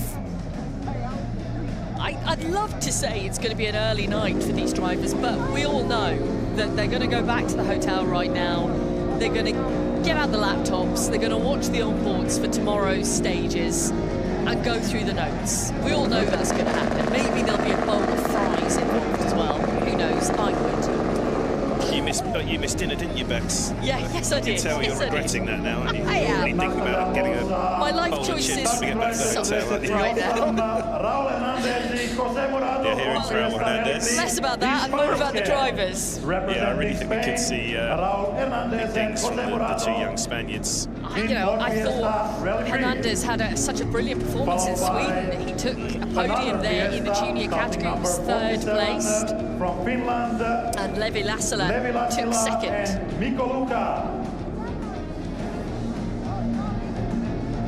Another young Finn coming through the ranks on the AKK Fine Finn Award, didn't he, a couple of years back? Yeah, that's right. He's one off drive on home soil last year and now on for a full tilt. I'll tell you what, and there's he's a big lad. I almost needed a box to do that interview. He is very tall. And of course, yeah, Kalle Karlberg there at the back. And Jürgen Eriksson. Brilliant success in the European Rally Championship last year. The junior category there has given them the prize drive in the WRC junior category this year. And indeed. Calais hasn't been feeling the best this weekend, No, though. yeah, that's a good point. Difficult recce for him because he was struggling. under the weather. So we know how important recce is, especially when you're coming to an event now which has brand new stages involved. So you have to be as precision perfect as you possibly can. Not brilliant when you're not feeling the best, but let's see how he's done by the stage times tomorrow. Yeah, it just hits your concentration levels, doesn't it? And they're long, long days. You know, we've got loops of 4 tomorrow. We've got a total of 126 kilometres tomorrow. It's about maintaining those concentration levels, isn't it, all the way through the day. And moving on to WRC 3 now, Bex. Yeah, again, we are seeing some good lineups within WRC3. In terms of the competition level for the drivers, there's not that many entered within Rally 3 itself, or WRC3 itself. But again, it feels like it's Matteo Fontana again, isn't it? It is. The man to beat. Absolutely, Fontana is the man to beat out there. You know, we saw such great things from him last season. Drivers, please pose for a photo. Everyone put a smile on. Come on, you're on the start ramp of Croatia Rally right now. Yeah, 9-point championship lead for the Italian as he seeks to defend that title. Gradonačelnica Rijeke, gospođa Ivarinčić, the mayor of Rijeka, Mrs. Ivarinčić, državni tajnik Ministarstva turizma I sporta, gospodin Josip Pavić, Mr. Josip Pavić, State Secretary of So Ministry Fontana of Tourism has and already Sport. taken a win so far this year. That was in Sweden, of course. So his points advantage is over Eric Greer, who took the win in Monte Carlo. Thank you, drivers. And Georgios Vasilakis, who took the win at Rally Kenya, is in 3rd position. But Fontana very much, forgive the pun, in the driving seat of the championship. He did it last year. He knows what to do, PK. And I think it was really, you know, great to see him actually come back to the championship that he won last year and go, right, okay, I'm going to give it another crack. See what I can do this time. Yeah, I think he's very much just still didn't manage to get a word with him, shakedown. He's still very much at the sort of, you know, learning phase. I think he just feels I just want to do one more season in that category. Continue to build up his experience. Now on to the first 2 of our 20 WRC2 entrants. Henk Vossen of the Netherlands in that Hyundai. And then Pablo Sarazan, of course, son of Stefan Sarazan, who runs the team as well, of course, in the Citroen C3. It's always fantastic to see Henk at events. 18 years of age. This man is not giving up any time soon. Saw him at Rally Monte Carlo, and he competes here again now at Croatia. Yeah, meanwhile, Pablo continuing to build his experience. Still very early days in the Frenchman's career, and he'll hope to bounce back after a frustrating Monte Carlo, retiring out there in round 1 on his Croatian debut as well. But he'll hope on a sealed surface rally that he can do some damage to the regulars.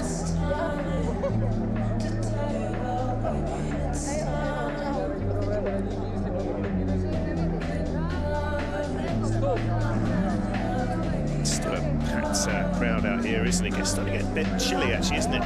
Lovely sunny. I don't know, we're inside. Well, I know it was. I was caught out. Couldn't tell you what the weather's doing, PK. We're in the commentary booth. Trust me, you'll find out when you step outside. It's been a lovely day, clouded over, and the temperature does drop significantly Our next group as we move into the afternoon. Johannes Keverbok and Ilka Miner. There's a famous co-driving name there, Bex, Ilka Miner. Yeah, what an incredible competitor Ilka Miner is. Alongside Austrian driver Johan Keverbok, and then Bernard ten Brink, familiar name as well, with Tom Woodburn, British co-driver, alongside both these runners in Toyota Rally 2s. Yeah, great to see 2 Toyotas then on the stage here, representing WRC2.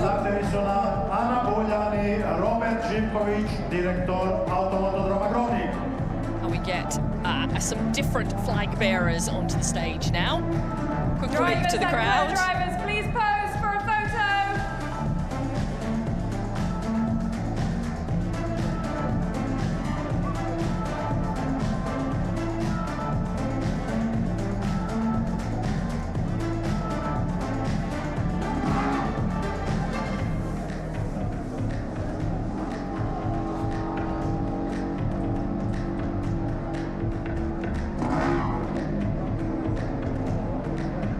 Looks like Bex, we're going to see the last of our local drivers in Willem Prodan, so he'll be hoping to fly the flag for the home fans, and certainly be hoping to finish as the lead local driver, the only one entered in the WRC2 point scoring ranks. And going to have Hugo Soylu as well of Turkey, and both these guys in Skoda Fabias. There he is.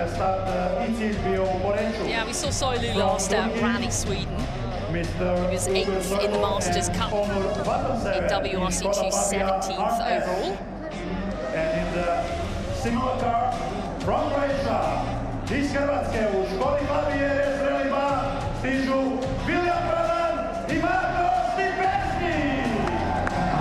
Marco giving him the build-up he deserves. Nice Croatian colours there on the Skoda as well. That's a nice livery, isn't it? He'll be getting a lot of support over the next 3 days. He's the WRC point scorer. Potential point scorer, I should say, on home soil. Kako si bio u školi? Ne loš, ali ne dobar. Si pisao šalabahtere? Joj, Marko, kako je to pitanje? Omekšati auto. Vidi ga, vidi. Tako? Omekšati auto. Naravno da ne zaboravim. Kako ćeš ga omekšati? Malo tvrđe ili? Malo mekše mi se čini sutra. Znači, zahtjevno je u tvojoj Istri. Moja Istra sutra je zahtjevna, prvi dan, evo, veselim se nastupu pred domaćom publikom na domaćim brzincima, ali mislim da su jako challenge. Ideš tamo preko Čičarije, vraćaš se preko Učke. Kaj ćeš ljepše? Buzet, mahat ćeš mu iz zraka onako s planine. Pa naravno, Bog buzetjani svi koji ste ovdje. Gdje su navijači? Idemo čuti malo za Williama. Je li srce puno? Srce puno ko kuća, idemo, dobro smo se pripremili, sutra idemo u boj s najboljima na svijetu, trebate nam sreće I držite nam fige. Kako si bio iz matematike? Loš, ali imam njega, on je bio dobar. A valjda si naučil brojati do 100? Nisam. Pa mi smo nabrojali da ti ovo 100. nastup. Je, dobro ste nabrojili. Znači nismo pogriješili. 100. jubilarni čast mi je biti ovdje. Molim te, malo se okreni. Evo nam Marina Prčka, dopredsjednika organizacije. I feel this was quite comedic, I was just going to say, I want to no idea what he was saying. I think he's celebrating something, Bex, and they don't very often get a bottle of champagne on the start ramp, but there you go. We'll have to get to the bottom of that one, won't we? Hold on. Marin će nam startati. He's 39. I was wondering if he was coming for his 40th birthday, but that's a little while away yet. I don't know. I'm sure someone can send us a translation in, because unfortunately Marco didn't follow up in English there. Maybe don't crack that bottle open until Sunday. Nema problema kojeg taj gospodin ne može riješiti. Kopao je, zidao, povlačio struju, slagao internet, ali slika sajovnika iz Rijeke ide u cijeli svijet. Hvala Roni. Felt like. Off they go though, and we'll be welcoming more drivers onto the stage very shortly. The next pairing we should have up Kaito Kaitanovic and Yuki Yamamoto. Yeah, great to see. Well, both of them actually. Yuki obviously a nasty accident, didn't they? Yuki and James Fulton. Yeah, before testing accident before Rally Sweden. So we can see their continue their recovery, and great to see the legend that is Kaito Kaitanovic, of course, four-time Polish champion, three-time European champion, still going strong at 47 years old, and starting yet another WRC2 campaign is Kaito. First time we've seen him this year. I have to say, he is really taking the capybara thing to the maximum from Rally Paraguay last year. I don't know if you've seen his socials recently, as he takes a selfie, no doubt, or a video then, which will no doubt go on his socials later. Did a really funny Instagram reel with him and this giant plush toy capybara on a ski lift. It was epic. I don't know where he gets his ideas from, but I like them. Well, here before actually as Kaito, back in WRC3, their first time here in 2021, so good see him feature in the top positions, but it is a very, very, very competitive field, you've got to say, this year, Bex, in WRC2. Across the whole season, yeah. I mean, it's been great that we've seen 3 different winners on each round so far, just mirroring exactly what we're seeing in WRC as well. But it feels like, you know, every round that we go to, we keep saying the same thing, and it'll happen all year. We've been saying it for a few years now, that the field in WRC2 is so strong. I chatted with a couple of WRC2 drivers today about, you know, their hopes, and they're all like, oh, of course, you know, the target is the top step of the podium, but it's by no means an easy feat because, you know, I'm up against this guy, I'm up against that guy, and you're like, it's not just 4 or 5 drivers now that can be on the top step in WRC2 PK. You're looking at 8, 9, 10 have the potential to get there. Yeah, but here's a couple of junior champions over the last 2 years. Yeah, this is good to see. Both obviously running under the M Sport banner. Romy Jurgensen for his 2nd year, and Mille Johansson now as the reigning junior champion, getting this as part of his campaign. And some good news recently for Miller as well for the season ahead. Yeah, absolutely. But I have to say there's one hero on this stage, and it's not a driver, it is Ceremonial, who is the co-driver to Romy Jurgensen. He is the man who you would have seen on the Kenyan coverage, who slipped getting out of his car, fractured his finger, and just, well, not fractured, dislocated his finger, and put it back into place immediately, winning the absolute awe of everybody around the world. I almost threw up in commentary when it happened. It was amazing. And he put a little post up earlier on saying, you know, we're ready to go, and finger is back in action.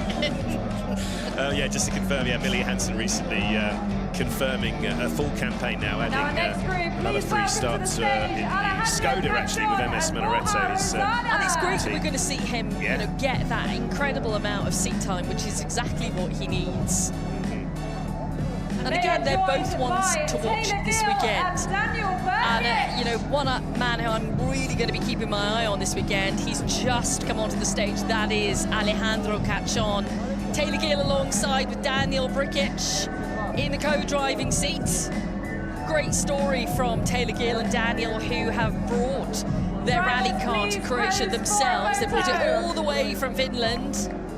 Yeah, what was it, 3,000 kilometres or something? Which is nothing to an Aussie, to be fair, is it, but really? What an adventure. What an adventure. Incredible adventure. I spoke to them about it today, and you know, they said they spend so much time together anyway, so they were like, why not? And it was a bit to save money. You know, they are on a very shoestring budget this year, so anything they could possibly do to save money, and if they had to bring the car here themselves, they were going to do it. Although they did say that, you know, they did spend quite a bit of money on snacks for the trip, and M&Ms were the top choice out of a mixture of some healthy food as well. And Larry Una doing their gravel notes. Yeah, absolutely. Sorry, route note crew these days. There's so many different names over the years. Yeah, the route note crew is so important this weekend, and that's fun to see, isn't it? WRC2 competitor in Larry Una helping those guys out. And then onto the ramp now, then the top sport runners. We know this man very well, Andreas Mikkelsen. Great to see Emil Lindholm as well back in action, Bex. Yeah, absolutely. Emil is such a talent. New co-driver alongside for this season, Gabriel Morales. And both of these guys, former WRC2 champions. Absolutely. As well. Yeah, that's an interesting one. A Brazilian co-driver alongside the Finn. Rita Hämäläinen, though, don't spare Rita Hämäläinen and her fantastic calling voice. She is still here. She's going to be doing the safety route note crew for the guys. And I think, yeah, it's going to be interesting to see how the dynamic works with Emil and Gabriel this weekend.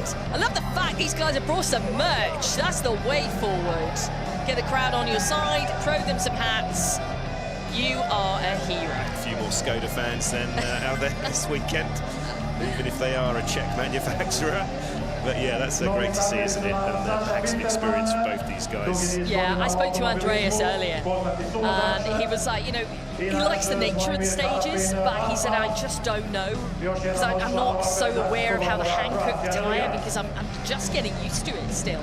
How it's going to go. He said, my plan is just go out there, go for it. Yeah. See what happens. He was a bit frustrated in Kenya, wasn't he? But he fought on. He did fight back. Place in the end. Yeah, he almost got to third. It was a big fight back. He kind of compared it to his Rally Greece fight back from a few years past.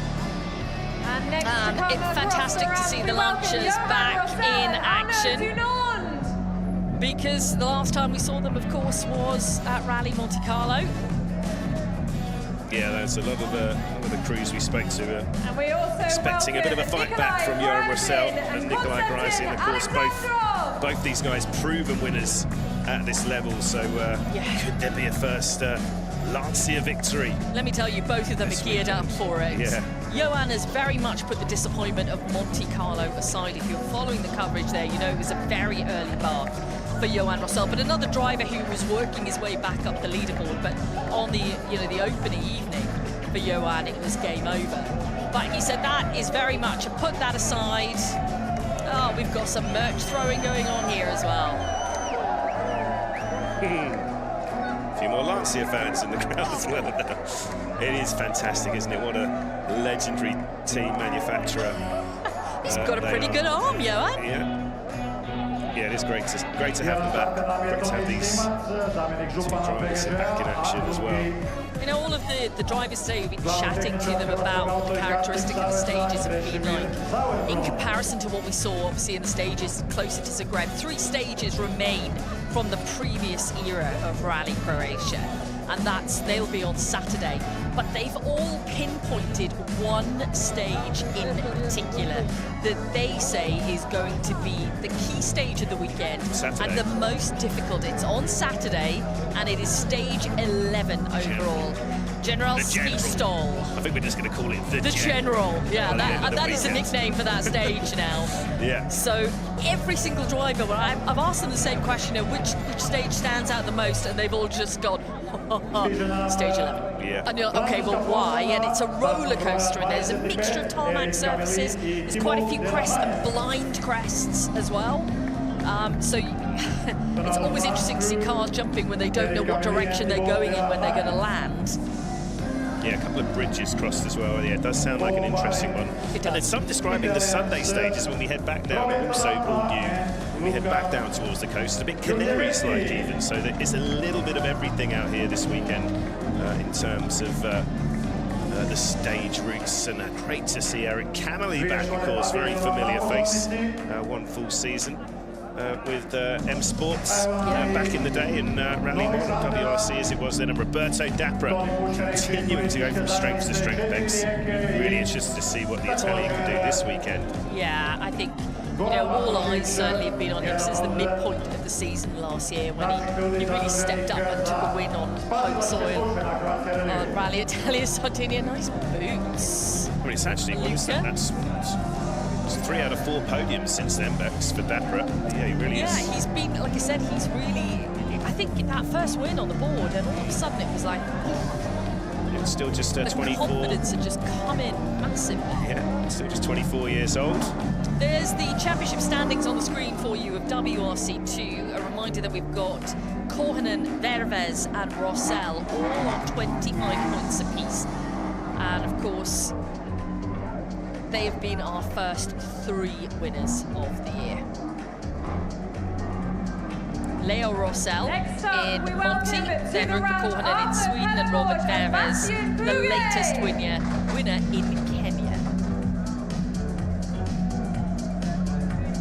And Arthur Pellemorg, he's had a fine start with his podium in Monte Carlo, which is why we're seeing him so high up the order. And of course, 2 other winners then from this year. Monte Carlo winner Leo Rossell, and this man, the winner in Sweden, Robert Korhonen. Certainly someone we're expecting to feature very, very strongly, if not fighting for the championship this year, in the 27-year-old Finn.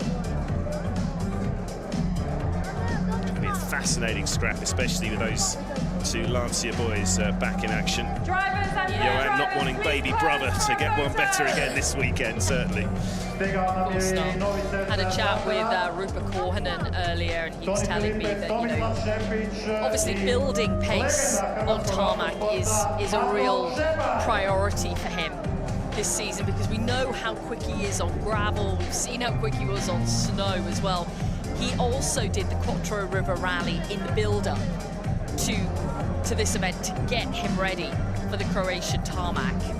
Yes. So he's hoping that is going to help out. Very happy to acknowledge, wasn't it? It was never one of his strongest surfaces on the ERC days. It was always bit of a problem for him, especially because most of the European Championship is on tarmac, asphalt. Yeah, so but you need to be great on every surface, and he recognises that. He knows that. He's putting in the work to be able to do it. So let's see how that has paid off so far, especially with doing that small event in the build-up to see to help him feel more adept on tarmac. Now it's time to welcome our Rally 1 crews. We kickstart with M Sport Ford, with Josh McAlean and with John Armstrong. John will have incredibly fond memories of Rally Croatia because in the European Rally Championship last year, he won the event and he won it in style. Josh is hoping to change fortunes We also this welcome season. to the stage team principal of M Sport Ford World Rally Team, Rich Milliner. yeah, both these guys more than comfortable, aren't they, on asphalt? Two Irishmen. Yeah, very much so. Pose for a photo. John is targeting some stage wins here. He's already said that. He wants to try and get some stage wins. He's targeting 2 and 3. Tomorrow's stages 2 and 3. And some Saturday stages because they are familiar, obviously, to him. To the front, in front. Here we go. Izzy's going to have a quick chat with Rich Milliner, I think. We've got one driver who's got very happy memories in this country, one driver who's competing here for the very first time. What are the expectations this weekend?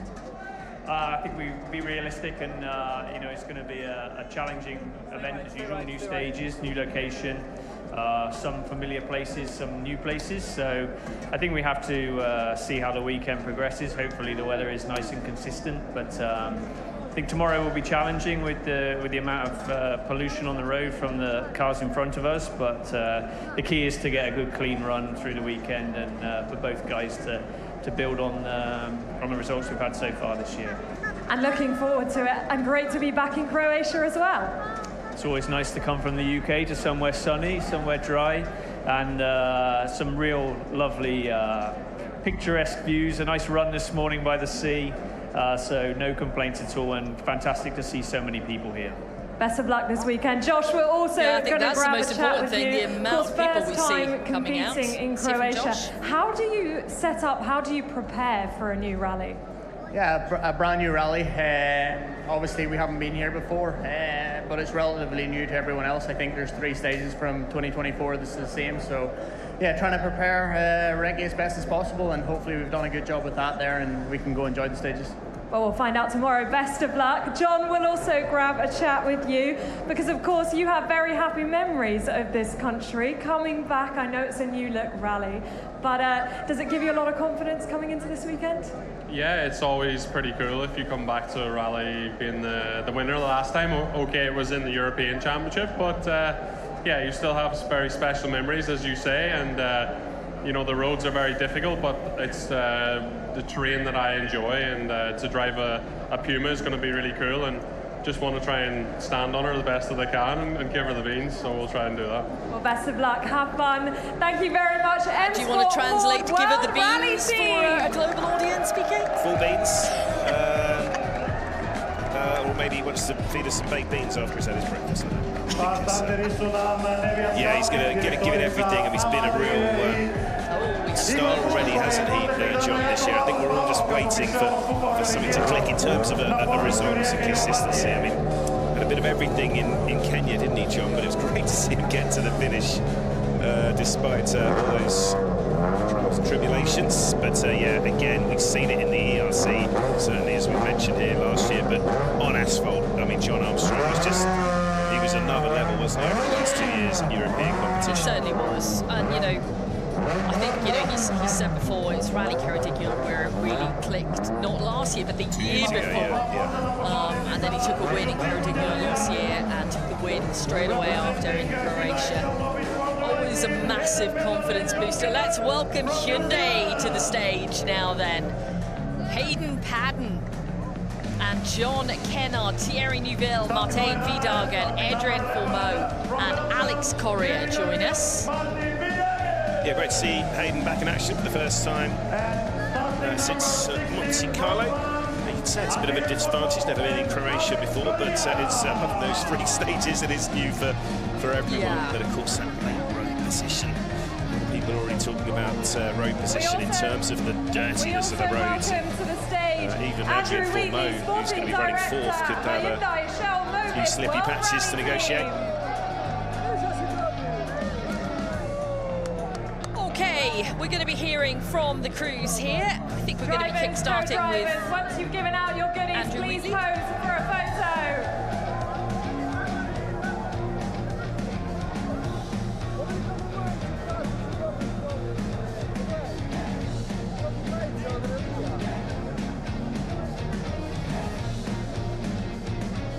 Adrian going for a bit of selfie action there as well.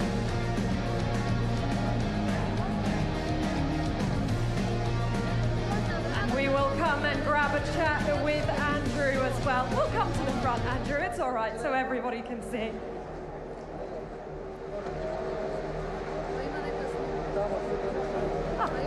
There you are.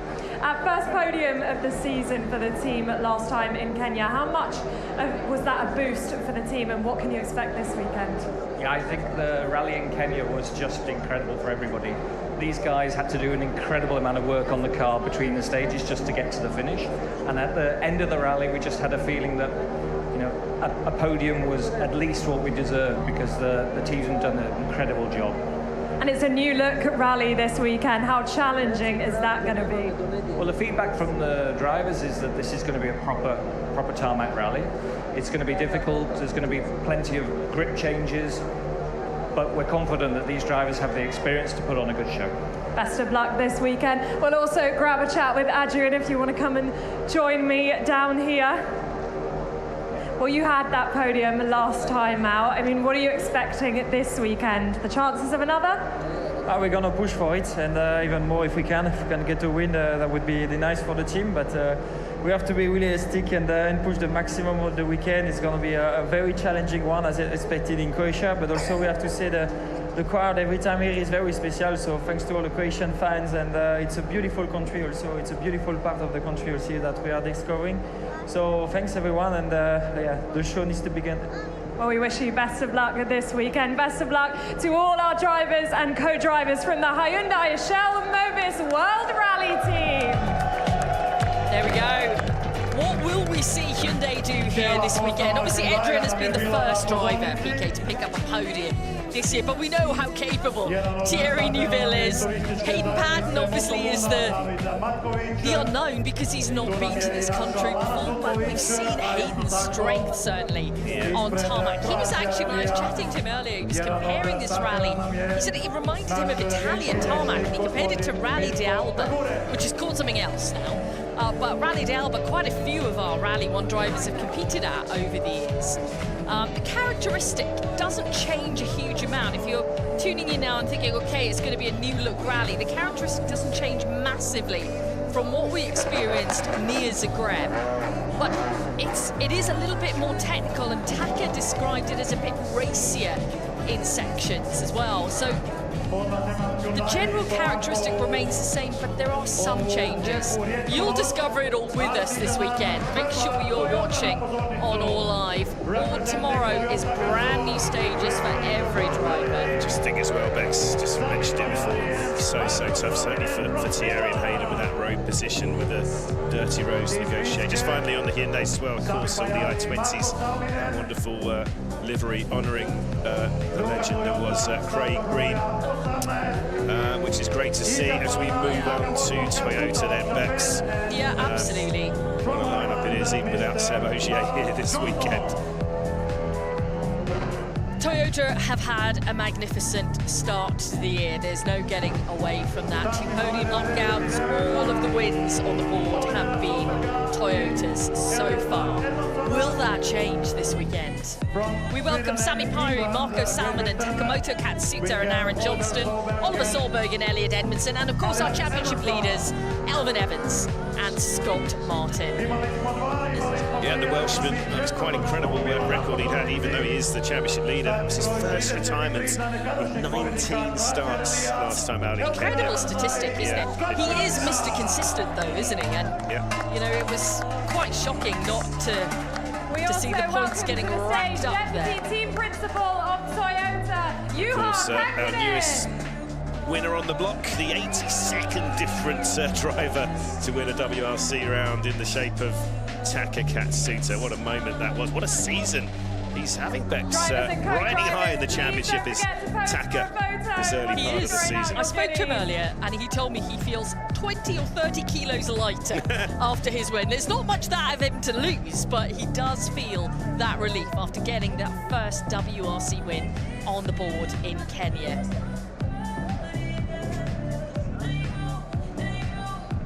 It was a great win.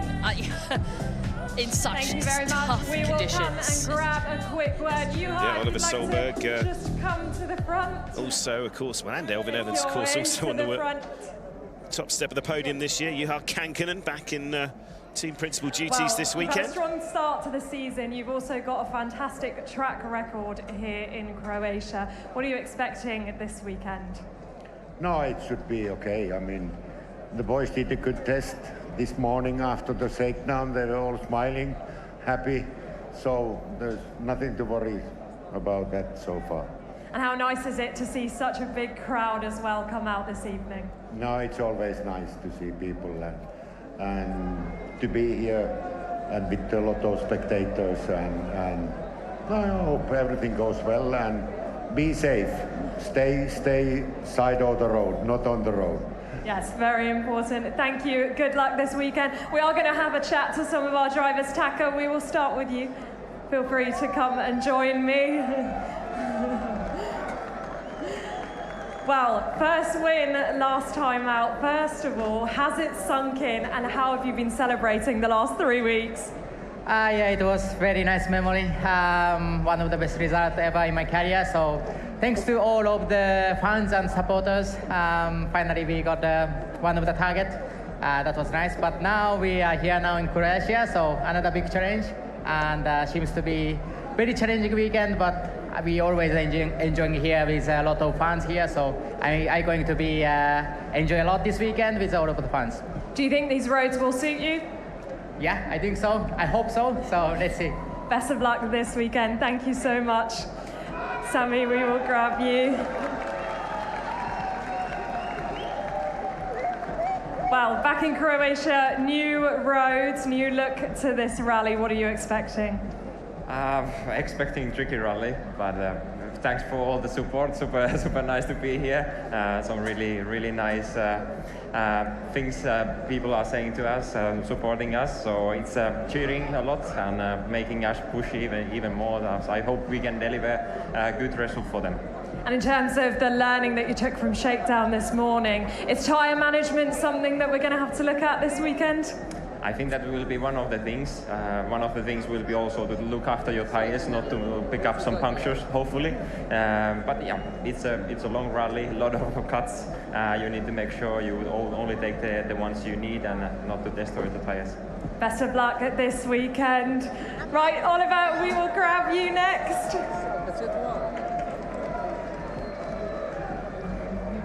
You've got a little fan club over here. Come on, a little bit more. Is everybody happy to be here? Good. Are you happy to be here? I am very happy. It's a beautiful place, fantastic with so many people, and you know, already on Shakedown was incredible amount of spectators and a lot of Swedish flags. So I was very happy. And you were looking quick in Shakedown as well. How are you in the car feeling? Well, you know, it's the first time really in the car on proper tarmac, so I was a little bit nervous this morning, but you know, feeling was already good. Feeling in the car feels lovely, so we have to just enjoy it and do our best, and yeah, everything is possible. So we will go maximum attack and we see. And what do you think the biggest challenges are going to be this weekend here in Croatia? Biggest challenge will be everything. You know, I think for sure, you know, every day is like a different rally. Friday is nice, clean. And then you come to Saturday, it's proper tricky. You never know with some snow. And then on Sunday is basically the one who has flat the longest down the mountain. So it can be a proper weekend. Best of luck this weekend. Give it up for Oliver Solberg. I think that was a fair analysis by Oliver there. And last but not least, Alpin, we will grab you. It's our championship leader, Elvin Evans. Well, you've won this rally before. I know it looks very different this year, but when you come back to that, you must come in with some confidence this weekend. Yeah, it's been a nice rally for us in the past, some nice fights and results over the years here. Of course, quite a few new stages now that we need to try and understand. Always the challenge of this rally in the past was the changeable grip, so I'm sure this weekend's going to be no different, and a lot of cuts like the guys have already mentioned, so we'll have to try and manage that the best we can. And on those new stages that you mentioned, what are your impressions of the new stages so far? Yeah, there's quite a mix, a few different characters, but yeah, overall it looks nice, it looks pretty fast on the whole, so yeah, we should enjoy it. Anything you're particularly looking forward to? No, not especially, just hopefully staying out of trouble and having a good weekend. Best of luck this weekend. Everybody, the Toyota Gazoo Racing World Rally Team! We love it. Well, Bex, I can tell you what we're looking forward to, Yep. as we've so often seen here in the past, is how tight the battles are here. You mentioned those fights. What was it, the first time here against Seb? That one corner at the last before the final straight up on the bank, lost that rally by 0.6 of a second, but I think generally they so often go down to the wire here. The That's what winning I'm looking margins forward have to. been so Yeah. small over the years. Let's hope that is going to be the same this weekend as we welcome and bid goodbye to Toyota over the ramp. They will head off now. Final preparations are done. They need to get a good night's sleep ahead of what is going to be a big day of rally action tomorrow. And of course, it all kicks off on Friday for us. Let's take a look at Friday morning, then we'll be wishing you a huge good morning at 9 a.m. tomorrow before the first of a loop of 4 stages gets underway at 9:13. We have a midpoint service break tomorrow, and the final 4 stages of the day will then be repeated before we round off all of the action from the day with a service show to complete it all. It is going to be a fascinating day out there because all of these stages will be brand new to the drivers. They will be discovering it for the first time. Luckily, conditions are looking stable, which is good. But it's been a great opening start to Rally Croatia. We have seen a lot on this start ramp this evening. A lot of dancing, a lot of singing. Some great costumes, as you can well see here. But it all comes down to what happens out on the stages. Thanks for joining us this evening. We'll be back in action ourselves tomorrow. From myself and from PK, it's good night.